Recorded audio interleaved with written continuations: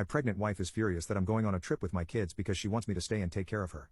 But I want my brother-in-law to do it because he's the father. My wife and I aren't in the best place right now because of her decision to be a surrogate for her sister and brother-in-law. I didn't agree with this, and even though we had a long discussion about doing this, we both came to the conclusion that she wouldn't do this. Still, she went behind my back and got pregnant. She's not able to fly because of this, which puts a huge obstacle in our plans. I was recently promoted, and with that came an all-expense-paid trip for my family. When I told them about it, they were all excited to leave, especially our kids, since we've never been able to afford a huge trip like this. But again, she's pregnant and her doctor has advised her not to travel, though the only way to go is by flying. With how she is progressing, there is a chance she might have to be put on bed rest as well. Because of that, my wife doesn't want me to go either, since she says she'll need me here to take care of her. I love my wife, really, but watching her go through with this pregnancy has made our relationship very difficult. I couldn't help but feel betrayed that she did this and now wants me to give up this trip for her. The kids aren't thrilled about not going either. So, after giving it some thought, I realized that since the baby belongs to my sister-in-law and her husband, they should be the ones to take care of my wife. After all, she practically gave up her body to them for 9 months and will push out a baby very soon, so why shouldn't they take care of her while on bed rest for a week or two? It's the least they could do. However, when I talked to them about this idea, it was not well received. They don't want to stay with her because they don't live close by, which means that one of them would have to come and stay here to take care of her. They refuse to do this because they would need to take a week off from work. They say they can't afford to do that, though this doesn't make sense because raising a baby takes a crap ton of money, and someone would need to take time off work either way to take care of a newborn. My wife had to take off months from work, and we've had to make do with my own check. We've had to cut back on our expenses because of this.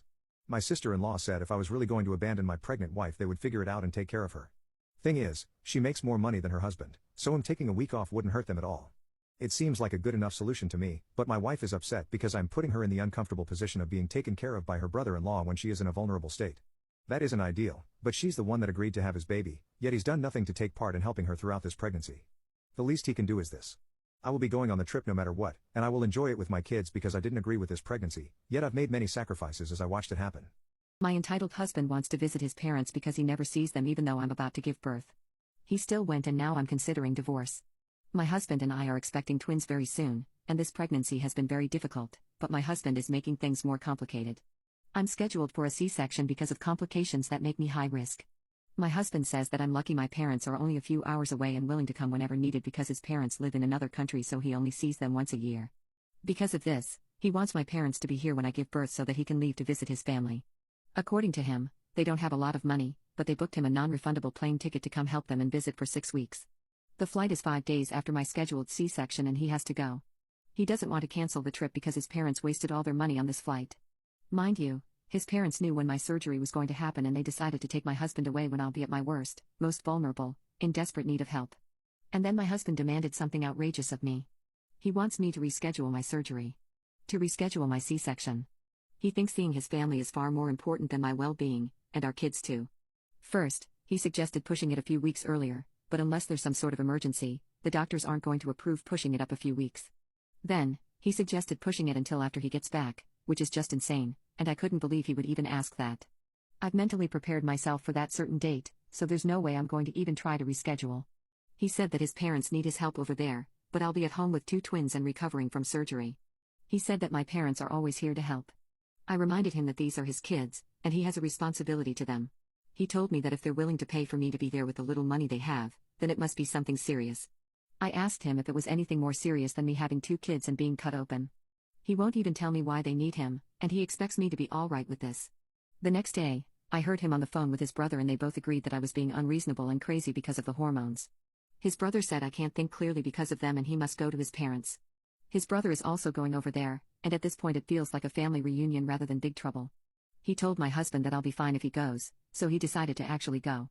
Update: I received a letter in the card from my in-laws. It had a picture of the entire family wearing matching sweaters and smiling like they don't have a care in the world. Meanwhile, I have a surgery in 2 days and I don't think he's coming back anytime soon. But when he does, he'll immediately be receiving divorce papers. People who have had somebody die for you, what is your story? When I was about 10 or so, we lived on a farm. We had an Australian blue heeler named Smokey. He was an amazing dog, full of love for anyone he met. Smokey lived in a huge pen behind the barn, and it was my job to feed him and get his water when I got out of school. So one day I go out to the pen and start to open the gate. Smokey was acting very strange. He was pacing back and forth, the ridge of fur on his neck raised, and when I made a move to step over into the pen, he growled at me. This was new. Smokey had never even growled at me when we were roughhousing, so something was up. I kinda stepped back as he bared his teeth at me. I was scared, and the first thing that crossed my mind was that he had been bitten by something rabid. So I closed the gate and start walking around the pen. As I moved away from the gate, he trotted along the fence, tongue lolling, happy grin on his face, just like always. At this point I was super confused, but decided just to push the damn dog out of the way and feed him whether he liked it or not. So I go back to the gate. Smokey follows, and once again as I made to step in, he starts growling. I was only around 10 at the time, but he wasn't a huge dog, so I kinda pushed him with my foot to get him out of the way. And Smokey bit me. He lunged up and bit me right below the knee. I was wearing jeans so it didn't break the skin, but I was scared shitless of my old friend. I fell backwards out of the pen and then ran for the house. I told my grandma something was wrong with Smokey and that he had tried to bite me. She too was afraid of rabies, but since there weren't puncture wounds on me, she decided to wait until my dad got home to figure out what to do. He got off work about 2 hours after this happened, and immediately went out to the pen. He found Smokey dead, lying pushed up against the gate like he had been blocking it. In the lean-to where I would have gone to get Smokes food, he found not one but 2 huge rattlesnakes. When he looked over the dog's body, Smokey's face had swollen around the cheek. He had been bitten. I know it doesn't carry the same weight as if a human had consciously decided to die for me, but I know my good boy was keeping me out of that pen for a reason. Why did that guy at your work finally get fired? We'll call dumbass employee Gabe because Gabe is a dumbass name. Gabe was a relatively fresh hire, 6 months or so. He had already been responsible for damage to several vehicles, and some of my fellow employees, myself included, had tried convincing the boss that he was more of a liability than an asset. But the boss wouldn't hear any of it because Gabe took the majority of the calls he didn't want to handle personally. The late afternoon everyone is basically already mentally clocked out in their head if they aren't on call for wrecks. 5:30 rolls around and Gabe just got back from a rollover and is about to clock out when one of our best customers, frequent flyers, calls and asks if we could move his fanciest old Mustang to the paint shop for some work. Gabe goes and loads it up with little trouble but doesn't set the parking brake very hard or put it in gear. It's a stick shift, drives it over to the paint shop and decides that on the big ass hill is the perfect place to unload it. Instead of the loading dock he could have literally driven it flat onto, I assume, because he wants to drive the Mustang. So genius Gabe unhooks all his straps and everything holding tension on the car and starts manipulating the bed to extend and lower it. As soon as it gets to a certain angle, that Mustang starts rolling down the big ass hill and it rolls right into a storage area. We didn't see Gabe at work after that. CPS workers, what is the worst case you have ever seen? Back in my mid-late 20s, I worked as a CPS agent. Specifically, I was the type to be sent to scope out living areas to see if it was suitable for the child. I think the worst living situation I've seen was this. So, I get called to this place. The report states that the house this family is living in isn't suitable for the child. It's pretty vague, so I go to the place. It's a really small house in middle of nowhere, Texas. This house looked like it had been abandoned for the last 100 years. It was essentially just the husk of a house. Rotting wood, barely stable. There isn't really a front door or front wall, so I let myself in. I'm really confused, because there's no way anyone could live here. There's no cars, no signs of life. I decide to walk around the outside of the house to make sure. In the distance, I can see something that doesn't look like it belongs in a Texas desert. I walk towards it, a good mile away. I get closer and notice that it's a tent. Actually, it's 3 tents all next to each other. Shitty tents at that. There's a bicycle leaned against one of them that's missing a wheel. There's trash everywhere. Mostly beer cans and cigarette butts. There's also plenty of food wrappers, hypodermic needles and what appears to be used toilet paper. The area smells atrocious. I approach the front of the biggest tent, and can hear people's voices coming from it. The voices have thick southern accents, and they sound weak for lack of a better word. I can only make out 2 distinct voices, they both sound like adults. I stand in front of the tent and just say hello, anybody home? I understandably scared them, because I hear what the F come from the inside of the tent. A very skinny looking man, likely in his late 20s, unzips the tent. He is completely naked, and is holding a small, beat up kitchen knife. He looks high out of his mind. He asks very politely, who the F are you? From inside the tent, I can see that there is a woman crouched in the corner of the tent, also high out of her mind. I couldn't even tell if she was fully conscious, but the baby she was nursing certainly was. I said hello, my name is Agent, name, and I work with, City, Youth Protection Services. I've been called here about a poor living situation regarding children. Sir, do you have any children here with you? I'm extremely scared at this point. I'm in the middle of the desert, and the only item of self-defense I have is a taser. I try to keep my composure though. He lowers his knife and steps out of the tent. Still completely naked. He said, F man, thought you were here with the government here to take my kids and guns away. I'll give you a tour of the place if you want. I'm dumbfounded at this point, but I follow him as he walks over to unzip one of the other tents. Inside I see 2 children. One is unresponsive, laying face down in the corner of the tent, looks to be around 5 to 6 years old. The other one looks to be around 8 to 9, and is laying in the other corner playing with a Walkman without a tape or headphones in it. I asked him if it was okay to ask his kids a few questions. He said they don't talk much, but sure. I poked my head into the tent and asked the kid playing with the Walkman and ask, hey, what's your name? He doesn't answer. I ask his assumed father if it's alright if I tap him on the shoulder to get his attention. He said sure, so I did. The kid looked at me with a blank expression on his face. I can immediately tell that this kid has severe developmental problems. I ask, hey friend, what's your name? He doesn't respond. I then tap the other kid who's laying face down on a blanket. He turned over and his face was completely covered in bruises. Looked like he straight up went through a fight club. I asked him what his name was. He said Devin. I asked him where all of the bruises came from. He looked at his dad, then went back to going face down into the blanket and started sobbing. I couldn't get his attention anymore. I stood up from the tent and looked at the father. I asked him what was in the other tent. We started walking over to it. As we did, I noticed this horrible smell coming from it. He unzipped it and I saw a girl, who couldn't have been older than 4. There is a corner of the tent that is lower than the rest of it. It is full of urine. Like, to ground level, just full of urine. She's in the corner of the tent playing with some dolls. I stand up, tell the man that I'll be right back, just have to grab something from my car. I return to my car and call the local police. I tell them who I am and what the situation is. They asked if I felt safe stalling until the police showed up. I said yes. I talked to the father about not much in particular. I asked him why he thought the government was coming for his kids and guns. He went on this long incoherent rant about how ever since he moved here, he feared that he was going to lose his guns. I asked him where he kept the guns. He said he kept them under the floorboards in the rotting house. Around this time, the police showed up. 3 patrol cars full of cops drove out to the tents. The man didn't even turn around or notice until one of the officers told us to put our hands up and drop to our knees. They get processed, the kids get put in foster care. As it turns out, the couple were biological siblings, and heavy meth/heroin/crack users.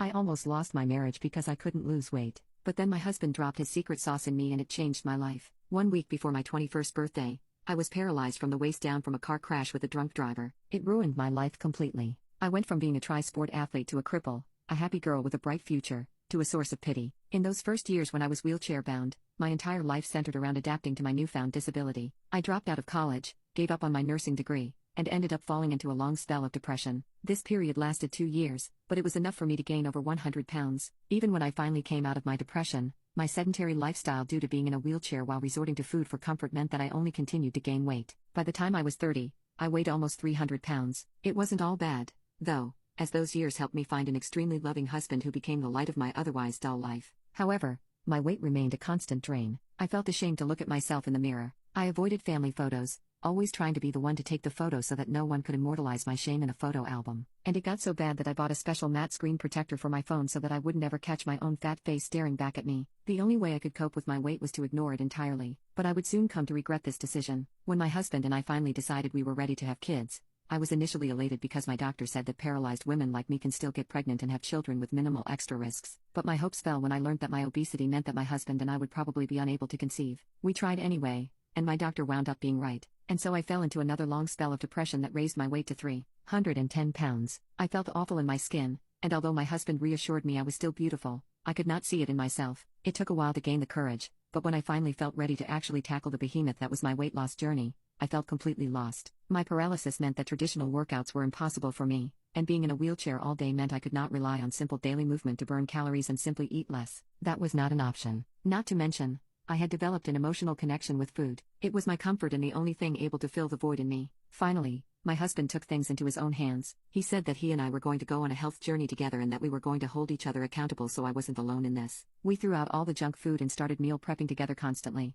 Our relationship improved as we started actually cooking every single meal at home and together, and it was really wonderful to spend quality time with the love of my life in such a consistent way. Unfortunately, it was still too much for me. I cracked one day when I thought my husband wasn't looking and ordered a massive Oreo cake from Walmart. I planned to devour the whole thing that very night, but my husband caught me as I was eating it in our walk-in supply closet, hiding in the depths of our house like a criminal. We had the biggest fight of our lives that night and it changed my life completely, because just hours after having the screaming match with my husband, telling him he didn't care about me, shouting that he couldn't understand what it felt like to be so broken and hideous, I had a stroke. It was terrifying, but it was also the most important experience in my life. When I woke up in the hospital, my first thought was that I truly needed to fix things in a sustainable way. I was horrified to realize that I could so easily lose my life just because I couldn't lose some weight. My doctor sat me down to have a talk with me about it, but he didn't even need to say it. I was finally determined to do it and be consistent this time. I felt the drive I'd never felt before, because this time, I had a reason. I wanted to get to a healthy weight so I could minimize my chances of ever having a stroke again, and most importantly,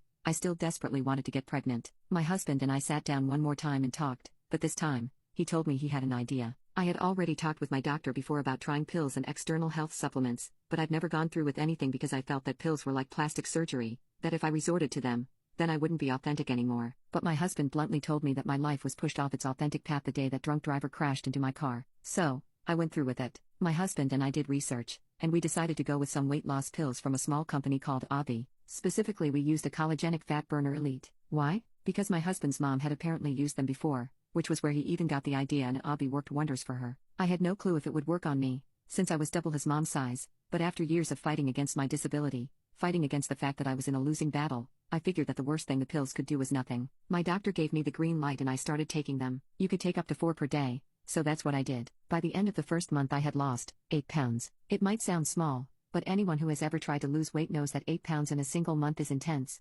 especially given that I was still adjusting to a healthier diet without fully restricting my favorite snacks. In the second month, the pills seemed to have adapted better to my system, because I lost 11 pounds, which was crazy. For the first time in ages, my weight finally had a 2 in front of it again, and seeing that change lit a spark under me. I suddenly felt like weight loss was actually possible, and abruptly, it became easier to resist the urge to snack. I replaced soda with diet soda and drank that until I was finally drinking 8 glasses of water every day. And up until this point, I'd seen the number on the scale go down, but had yet to witness any visual changes in my body. But as the months wore on, I kept losing weight. Between my healthier diet and the Obvi collagenic fat burner, I continued to lose an average of 10 pounds per month. I weighed myself daily and only hit one plateau when I reached 240 pounds, but I persevered through it until even those numbers started to fall. And finally, I started to feel younger again. I started to train my arms and upper body to keep my torso somewhat active and found a gym regimen that works for me, even though I can only do light, stretch-based exercises to avoid risk of injury. Better yet, my relationship with my husband completely transformed. We went from years of friction and arguments to being intensely appreciative of each other, with my husband reminding me every morning how proud he is of me for actually managing to lose my weight and me thanking him for supporting me through it all. It took over a year, but I'm finally at 180 pounds now. It's heavier than when I was an athlete, but I'm not trying to go back to those days. I just want to be healthy and happy. I even stopped taking the Obvi pills because I didn't need them anymore. My doctor is astounded that I was able to lose so much weight, especially after years and years of me not doing anything about it. I've even started picking up wheelchair table tennis. There are obviously still things I dislike about my body, from the way my skin sometimes sags and how I'll always have stretch marks from being so big. But I finally feel safe, secure, and ready to start my own family, because, yes, as of last week, I am officially pregnant and I'm the happiest I've ever been. Edit. Guys, please stop telling me to name my child Avi. Yes, I love them for their help, but I think I'd name my baby girl after a dish soap before naming her after a weight loss supplement.